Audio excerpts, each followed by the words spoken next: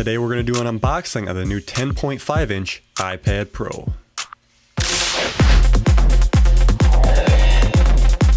Alright ladies and gentlemen, today I am unboxing my new 10.5 inch iPad Pro. Now I am real excited about this one because I have not upgraded since the 3rd generation iPad. Popping it open here, it's a simple box, very Apple-esque packaging. You can tell they changed it with the drone shot footage here. They usually typically show the side of the iPad, but this time they're laying it out flat because this one's a little thicker this time around. Popping the plastic open here and giving her a good shake. She is a little hard to get out.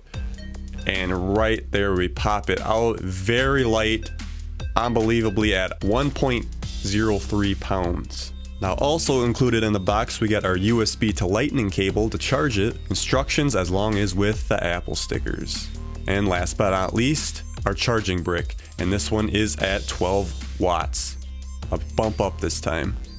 Let's go ahead and pull our plastic off our new iPad, and right away you can see exactly this thing is gorgeous. It does have a bit of a camera bump that extrudes more than the old one, but I gotta say, compared to my fucking 3rd generation iPad, this thing is light, amazing. You can actually see how dated this 3rd generation iPad looks next to the new 10.5 inch iPad Pro. Unbelievable.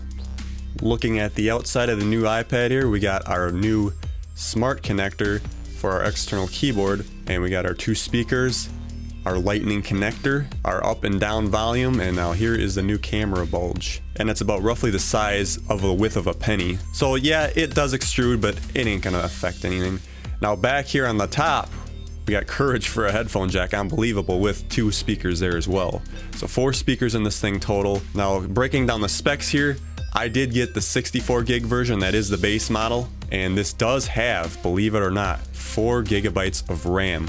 I was really hoping that it was, and it does. First thing I'm noticing right away now is the 120 Hz refresh rate on the screen. This is unbelievably smooth. Now this one does have version 2 of Touch ID, so this makes it really quick to sign into your device. I don't know if you can see that, but this True Tone display, this is my first one, makes a hell of a difference. Very impressed with it. Playing around with it in Apple Maps, this is buttery smooth. Here I am doing the 3D, and it just rotates nice and easy, scales really quick. I can zoom back and look how fast this stuff loads. This is unbelievable. Like I said, coming from a 3rd generation iPad, it took forever to load stuff, and it was unbelievably embarrassing, to be honest.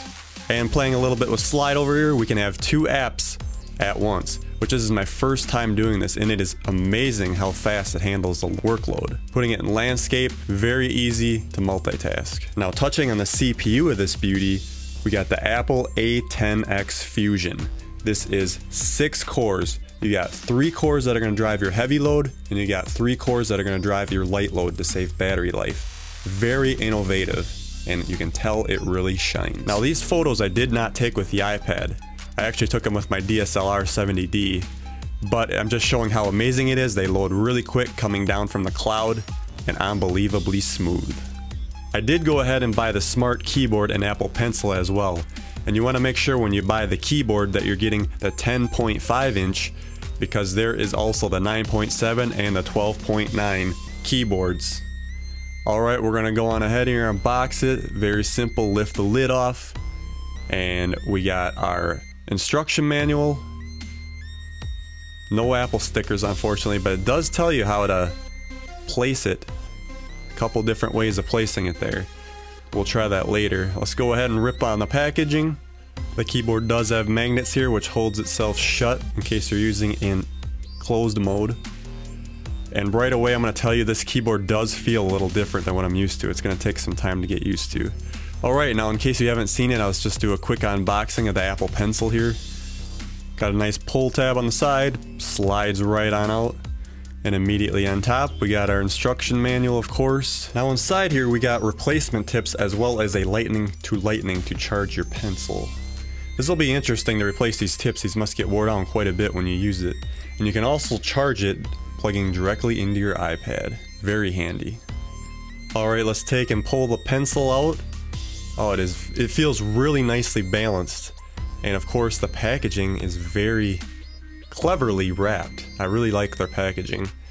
But putting this thing in my hands, it feels very well balanced, light. Like, I can't even believe how it feels like using a real pencil. And looking real quick here at the back, you pull the end cap off and there's our lightning connector to charge it. And now taking a look at the front, we can easily unscrew the tip for easy replacement.